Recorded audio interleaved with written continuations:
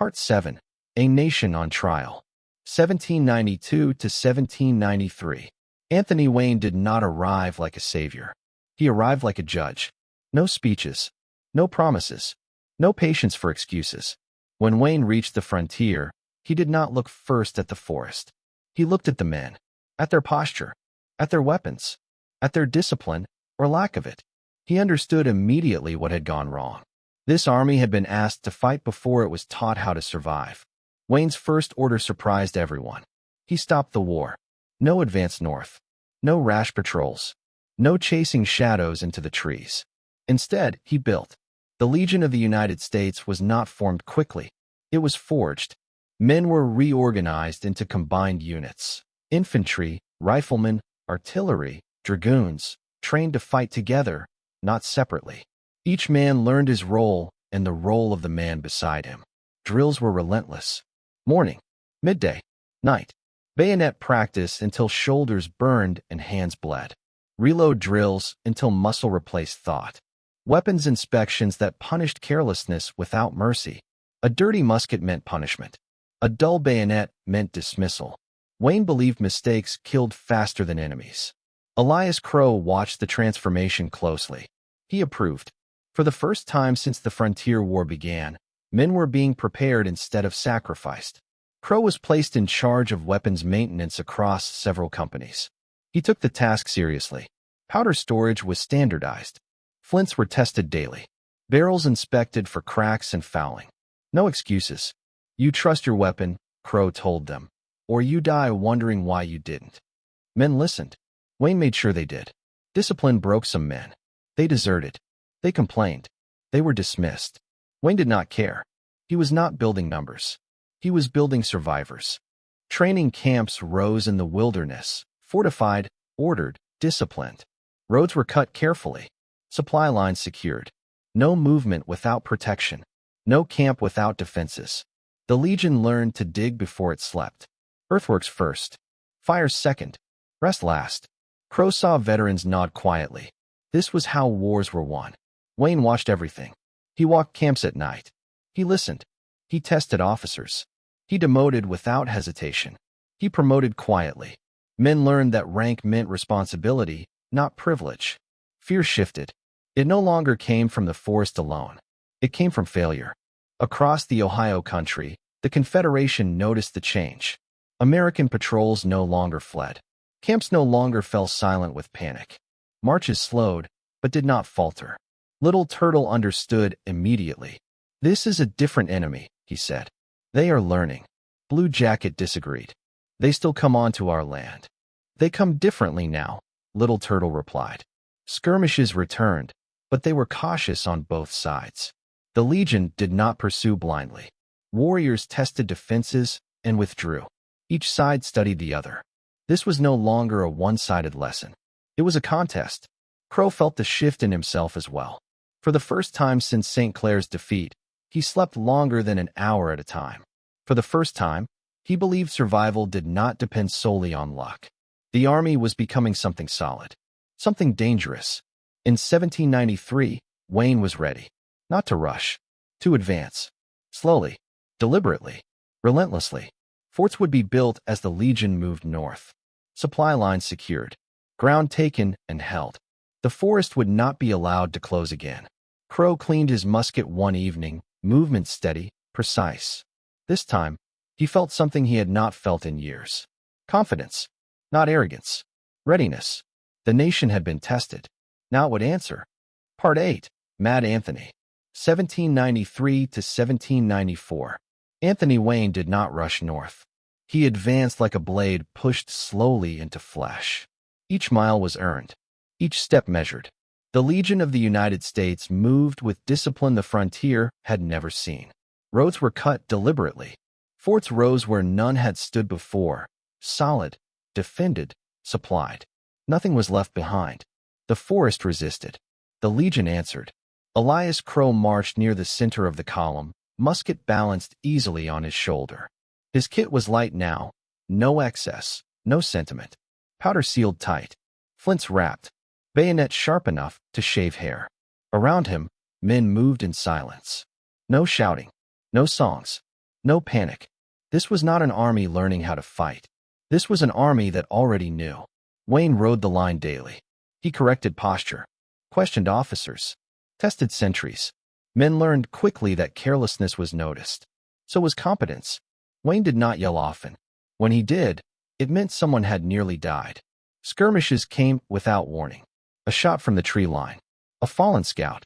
An attack meant to draw pursuit. The Legion did not chase. Instead, they formed. Files locked. Bayonets fixed. Fire controlled and deliberate.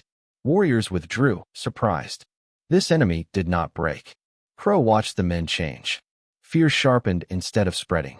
Hands stopped shaking during reloads. Movements became automatic. When contact came, the Legion responded like a single body. Fire. Reload. Advance. Again. Forts rose in the wake of the advance. Each one a statement. Fort Greenville. Fort Recovery. Fort Recovery stood on ground soaked with memory, near where St. Clair's army had died. Wayne chose it deliberately. Crow helped oversee the recovery of old artillery pieces scattered from the defeat. Rusted, bent, half-buried. They cleaned them, repaired them, turned defeat into foundation.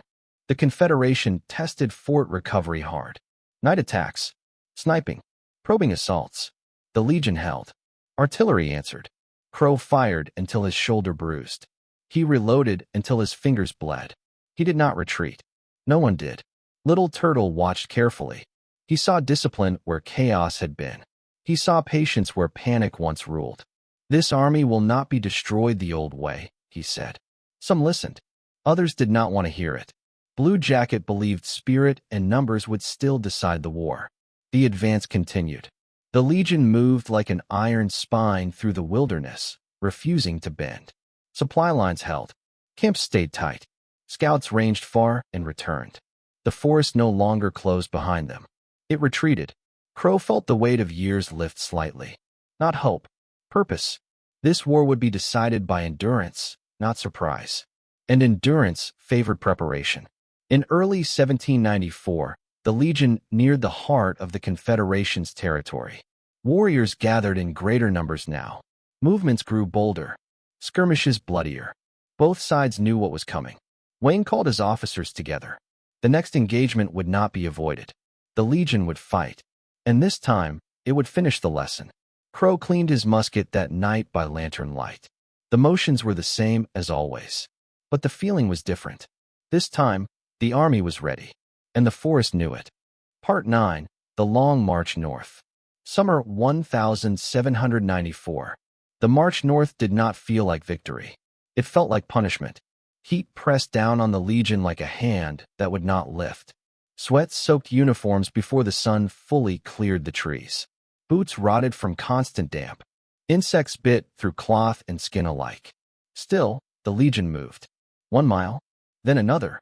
Elias Crow marched with the veterans, steps steady, breathing measured. His musket weighed no more than it ever had, yet felt heavier with each passing day. Powder was checked constantly. Humidity ruined more lives than bullets. Men dried charges in small cloth packets, rotating them daily. Flints were tested at dusk and replaced at the first sign of dullness. A weapon was never trusted blindly. The march punished the careless. Food was rationed. Salt meat spoiled quickly. Hard bread softened into paste. Water was always suspect. Men learned to eat slowly, to conserve, to ignore hunger. Those who did not fell out. They were buried where they dropped. The Legion did not move blindly. Scouts ranged wide. Trees were cleared around camps. Earthworks rose each night before rest. Crow supervised weapon lines at dusk. Muskets leaned at precise angles. Locks covered. Bayonets removed and wiped clean of sap and rust. Men complained less now. They understood. Skirmishes flared like sparks. A rifle crack from the brush. A quick rush. A sharp retreat. The Legion answered with discipline. No pursuit without orders. No scattered fire. Artillery placed carefully when terrain allowed. Warriors tested the edges and found none weak. Brotherhood formed under pressure. Men shared water without speaking. Covered for one another during night watch. Passed flints hand to hand when supplies ran thin. Crow watched young soldiers become old in weeks. Not in years. In posture, in eyes, in silence. Little Turtle urged caution. The Legion no longer reacted like prey. Blue Jacket urged commitment. Numbers gathered. The land itself would decide. The march slowed near the Maumee River. Storms rolled in, turning ground to mud. Wagons sank. Horses strained. Men pushed until shoulders bled. Crow saw one private collapse face first into muck. 2 others lifted him without a word. The column did not stop. Disease followed. Fever. Infection. Rot. Surgeons worked with dull knives and hard hands. Limbs were lost. Lives with them. Crow cleaned his musket beside the wounded one evening, listening to low moans and controlled breathing. This war was not only fought with bullets. Wayne rode often now, eyes fixed ahead. The Legion could feel the end approaching. Not peace. Decision. In late summer, the Confederation took position near a place the Americans would later name Fallen Timbers. Storms had torn trees from the ground, leaving a maze of trunks and branches. Perfect cover. Perfect confusion. Blue Jacket chose the ground. The British watched from their fort nearby.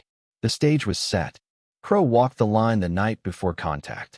He checked flints, touched shoulders, met eyes. No speeches. None were needed. Men slept lightly, if at all. The march was ending. The war would speak clearly soon. Part 10, Brothers in Mud and Blood. August 1794. The night before the battle was quiet in a way that felt unnatural. No insects. No wind. No careless movement. Even the forest seemed to be holding its breath. Elias Crow sat on a fallen log, musket across his knees. He cleaned the lock slowly, though it had already been cleaned twice that day. Oil was applied sparingly. Too much oil trapped dirt. Too little invited rust. He wiped the steel dry. This was not ritual. It was preparation. Around him, men moved softly. A private checked his bayonet edge with his thumb, then wiped the blood away where he'd cut himself. Another man rewrapped his feet with cloth torn from an old shirt. No one laughed. No one prayed aloud. Each man carried his thoughts privately. Crow watched Thomas Hale approach, face thinner than when the march began, eyes older. "You ready?" Hale asked. Crow nodded. "That's all we get," Hale said. They shared a sip of water. No toast. No promise. Brotherhood did not require words anymore. Wayne walked the line just before dawn. He did not give a speech. He stopped at each unit, made eye contact, nodded once. That was enough. Men straightened, spines aligned. At first light, the Legion advanced. The ground was worse than expected, mud layered with fallen trunks and tangled roots. Movement slowed. Formation strained. Then the first shot cracked. Then another. Then dozens. The Confederation struck hard. Warriors erupted from behind logs and brush, firing from cover, yelling to disorient and break cohesion. The Legion faltered for a heartbeat. Then training took hold. Form, front rank, fire, advance. Controlled volleys tore through the undergrowth. Smoke hung thick and heavy. Men reloaded by feel alone. Crow fired, reloaded, advanced. Fire. Steel. Step. Again. Bayonets came into play faster than expected. Wayne ordered the charge. Steel met flesh. The Legion surged forward, forcing warriors from their positions, refusing to give space. The forest became a maze of violence. Crow lost sight of Hale. He did not stop. Stopping meant dying. A warrior rushed from the side. Crow fired too late. The bayonet finished what the ball did not. Crow did not look back. Artillery thundered. The sound shattered the forest. Logs splintered. Cover vanished. The ground shook.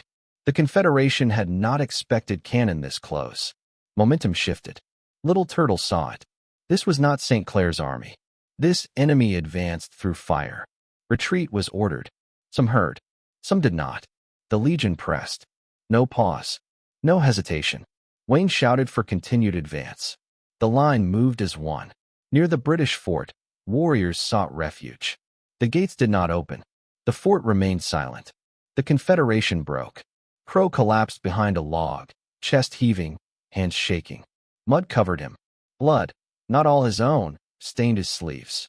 He was alive. Around him, men stood, leaned, knelt. Some did not move at all. The battle was over. But the cost remained. Part 11, Fallen timbers. August 1794, aftermath. The forest was silent. Not peaceful, not calm, just empty of sound where once bullets and war cries had filled it. Smoke hung in low clouds over the field. The air smelled of blood and charred wood. Fallen trees and splintered trunks littered the ground. Muskets and bayonets lay scattered, some bent, some broken. Dead men lay frozen in the mud, eyes open, mouth silent. Some clutching weapons they would never fire again. Elias Crow walked through the remnants slowly, boots squelching in the thick mud. He did not step lightly. Every step was measured, almost reverent. The Legion had won, but Crow did not feel victory. He felt exhaustion, grief, and the bitter weight of survival. Around him, men dragged the wounded to makeshift shelters. Some could walk, most could not.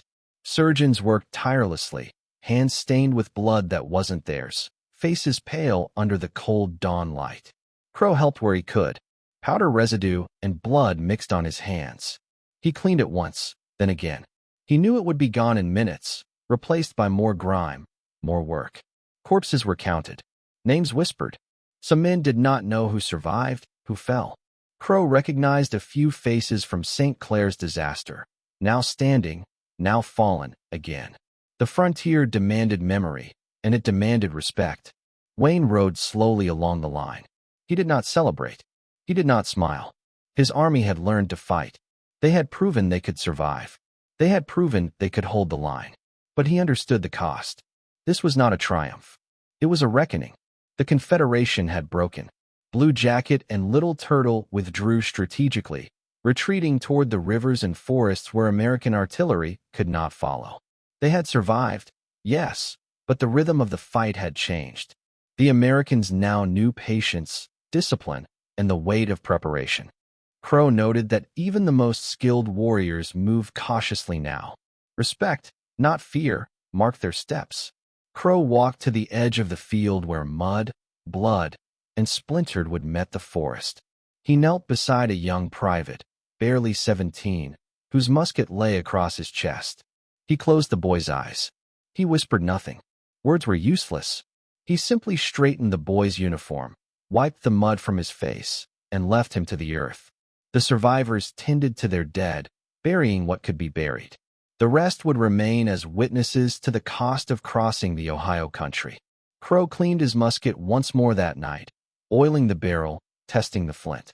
His hands were steady despite the shaking in his chest. This war was not over. It had merely shifted. Settlements that had watched the Legion advance slowly began to rebuild cautiously. Farmers returned to damaged fields. Families whispered of the army that could now stand against the forest and its warriors. Crow understood that the real victory was not the land. It was survival. It was respect earned. It was learning to live another day under constant threat. Little Turtle and Blue Jacket would fight again. They always would. But fallen timbers had shown the frontier a new truth. Numbers were not enough. Courage was not enough. Discipline, patience, and preparation now ruled the day. Crow leaned against a log that night, gazing at the stars through broken branches. This war had taken friends. It had hardened survivors. And it had taught everyone a lesson in the language that the frontier spoke best: blood and silence. Part 12. The Treaty of Greenville. 1795. The Ohio country was quiet now. Not peaceful, not free of fear, just empty of immediate danger. The survivors of fallen timbers moved slowly through the cleared fields. Muskets were cleaned, boots scrubbed of mud, wounds dressed. Bodies of the dead laid to rest one final time. Elias Crow walked among them, musket slung lightly over his shoulder. The weight of victory, such as it was, pressed more heavily than any enemy had. Negotiations began at Greenville. Leaders of the Confederation came, sober and wary. Little Turtle, Blue Jacket, and other chiefs sat with representatives of the United States. Flags hung still. Guns leaned silently against walls. The forest waited outside. Crow observed quietly. He had learned that words could be as sharp as bullets. The treaty was not generous. It was not absolute. It demanded compromise. Territory ceded. Rights reserved. borders drawn and redrawn on maps that would never match the land as it was lived. Wayne spoke rarely during the sessions. He observed. He ensured the American army remained disciplined and quiet. One misstep could undo months of preparation, hours of training, years of survival. Crow watched Wayne's eyes, noting the weight they carried. Discipline had carried the Legion through mud, bullets, and blood. Discipline now carried them through negotiation. For the soldiers, the war had ended differently than expected. Some returned home. Others stayed in the frontier forts, guardians against uncertainty. Families were reunited slowly, joy tempered by grief. Friends lost were remembered in silence more than in speech. Crow carried the memory of Thomas Hale and Harlan quietly. He did not speak their names aloud. Instead, he polished their weapons when he could, as if honoring the men by readiness, by survival. The frontier settlements adjusted. Farmers rebuilt. Roads were repaired. Forts became permanent posts, sentinels against the unknown. The land itself seemed to breathe more cautiously. Crow walked among these settlements occasionally, musket across his shoulder, eyes alert. Even in peace, the frontier demanded vigilance. The Confederation returned to the forests and rivers, carrying the memory of defeat but not surrender. Little Turtle and Blue Jacket planned quietly, always preparing, always aware that the Americans would learn and come again. Crow respected them. He understood that warriors existed on both sides, and that courage was not the property of one flag. The Treaty of Greenville ended the war in paper, but not in spirit. Crow looked over the signed documents with a soldier's eyes, noting boundaries, settlements, and promises. Paper could be broken. Discipline could not. Lessons learned on the battlefield could not be undone. He cleaned his musket once more. Dry, sharp, ready. The war was over. But the frontier had changed forever. Men had changed forever. Crow breathed slowly, letting the silence of the Ohio country settle around him. And in that silence, he felt the weight of all that had been endured. Part 13. Return to civilian life. 1795 to 1796. The frontier was quiet now, but quiet did not mean safe. The veterans returned slowly to their homes, their farms, their families. Some walked alone, some in small groups, shoulders stooped from years of carrying muskets and memories. Elias Crow stepped off the trail outside a small cabin near the Ohio River. The river flowed calmly, ignorant of the blood that had soaked the land for years. He breathed in the clean air and felt a strange weight lift, only to feel it replaced immediately by another, heavier one: memory. Life was strange in its stillness. Farm tools seemed lighter than weapons. Fields seemed calmer than forests. Children laughed without fear. But Crow saw ghosts in the corners: the face of Hale, the face of Harlan, the young private from fallen timbers. Their absence was tangible. He cleaned his musket one last time before storing it. The metal gleamed, untouched by blood. The act was comforting. Discipline remained, even in peace. Letters returned slowly from other veterans. Some wrote of joy. Others wrote of nightmares. Crow read them all. He did not respond immediately. Words often failed the men who had seen too much. Brotherhood had not ended. It had merely changed. Campsites became kitchens. Shouts of command became the voice of neighbors. Crow helped rebuild a barn with his hands rather than fire a musket. Each nail, each plank was deliberate, measured, comforting. The rhythm reminded him of drills, steady, purposeful, enduring. Sleep came differently. Crow dreamed of forests and gunfire, of smoke rising over fallen comrades. Sometimes he woke in the middle of the night, heart hammering, hands clenching at air as if he held a musket. He did not speak of it. Few did. Yet at dawn, the world seemed forgiving again. He stepped into it carefully, carrying discipline, memory, and survival. The community adjusted around him. Neighbors welcomed back those who had survived the frontier. Families rebuilt farms, schools, and churches. Fires burned steadily, replacing the smoky chaos of battle. Children learned to walk again through fields, unaware of what had once filled them with danger. Crow met other veterans along the way. Some were changed beyond recognition. Some carried scars no one could see. Some laughed at nothing in particular, a humor sharpened by survival. And they shared stories quietly, not to boast, not to mourn, but to remember. The war had ended, yet it lingered in every movement. Crow cleaned his musket one final time and stored it in the corner. He felt its weight in memory, not in hand. The Ohio country had changed. He had changed. The men had changed. And yet, some things endured. Discipline, courage, and the quiet knowledge that survival had come at a terrible price. Even as life returned to farms, cabins, and villages, the frontier whispered. And Crow knew, deep in his bones, that the war had left its mark forever. The blood of fallen timbers, the silence of St. Clair, the discipline of Wayne. They were all carried in the hearts of men. And those hearts would not forget.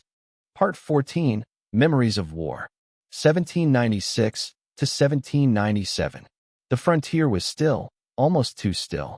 Elias Crow sat by the river, watching water flow over rocks worn smooth by time.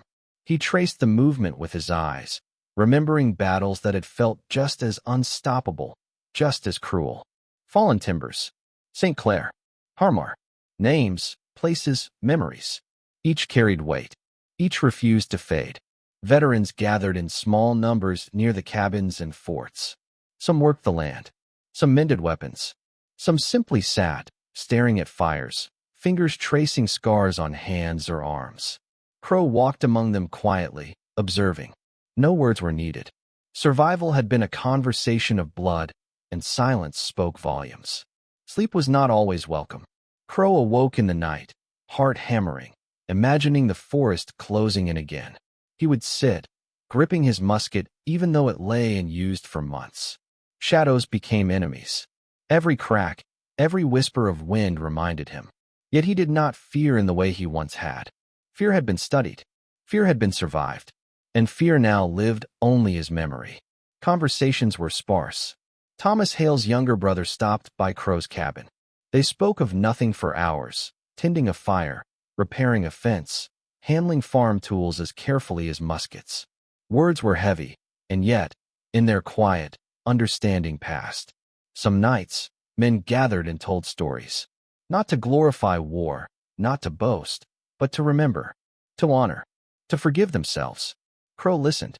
Occasionally, he added a detail, a strategy, a moment of courage, a loss that could not be forgotten. Friendship endured, even when silence did. Crow visited Harlan's widow quietly, leaving a musket cleaned and polished on her doorstep. Small gestures became the language of respect. Life pressed forward, yet the past lingered in every shadow, every sound, every smell of smoke or gunpowder in the wind. The veterans measured themselves by what they survived. Their courage was not loud. It was deliberate, steady, enduring. Crow understood that the frontier had taught them not only to fight, but to bear, to witness, to live with loss. He often walked alone along the river, thinking of the forest, of fallen comrades, of enemy warriors who had fought with as much skill and honor. The war had changed them all. It had shaped them, hardened them, and left them vulnerable in ways they had never known. Time passed. Crow noticed graying hair, lines on faces that had once been young. A limp here, a scar there. Some men aged faster than others, but all bore the invisible weight of memory. He sometimes smiled quietly when he thought of the moments that had saved lives, the quick thinking, the courage of a friend, the discipline that held the line. Even as they aged, that knowledge remained. The Ohio country itself seemed calmer now. Settlers rebuilt. Fields grew. Forts stood silent in their strength. Life continued. Yet the memory of war lingered in the veterans. It would follow them to the ends of their lives. Crow looked at the stars one night, reflecting. They had survived. They had endured. They had carried the frontier, their country, and each other through fire, blood, and loss. And they would never forget. Part 15, Legacy of the Frontier, 1797 to 1800. The frontier had grown quiet, not just in sound, but in spirit. Forts remained. Roads stretched across the Ohio country. Settlers rebuilt their homes and farms. Children ran across fields where musket fire once tore the air. The land healed slowly, but it remembered. Elias Crow walked those same fields, musket no longer needed. His hands carried no powder, no blood, only memory. Years had passed. Friends had aged. Some had died. Some had moved west, seeking new lands, new challenges.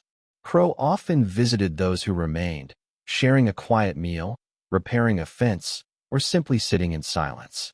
They did not speak often of the war. Words were inadequate. Memories, however, were alive in every scar, every limp, every steady glance. Crow sometimes returned to fallen timbers. He walked slowly over the ground where so many had fallen, both friend and foe. Muskets lay buried. Bones returned to the earth. Trees had regrown, but the smell of blood and gunpowder lingered faintly in the mind, if not the air. He knelt, laying his hand on the soft earth. "Rest," he whispered. "You earned it." No answer came, but the act mattered. The lessons of the frontier had endured. Discipline had saved lives. Courage had shaped destinies. Brotherhood had carried men through chaos and death. Crow understood that these were the true victories. Not maps, not treaties, not flags, but the endurance of men and the memory of those who did not return. Even Anthony Wayne, stern and unyielding, faded into history. His influence remained in the Legion, in the way soldiers prepared, in the way the frontier learned to survive. Crow remembered Wayne not with fear or anger, but respect. The man had forged an army from failure and fire. Crow sat by the Ohio River one evening, musket leaning against a log. The water ran clear and slow. Fireflies rose from the banks. Children's laughter echoed faintly from a distant settlement. He allowed himself a quiet smile. The frontier had taken much, but it had also given lessons. Lessons of courage, endurance, and loyalty. Lessons that would last generations. Crow thought of his friends, of Hale, Harlan, and all the men who had carried him through the forests and mud. He thought of the enemy warriors, too, who had fought with honor and skill. And he thought of the land itself, harsh and unforgiving, yet alive. The frontier had shaped them all. In the evening light, Crow cleaned his musket one last time.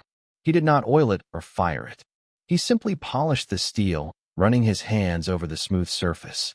A soldier's habit, a survivor's respect. The war was over, but the legacy remained.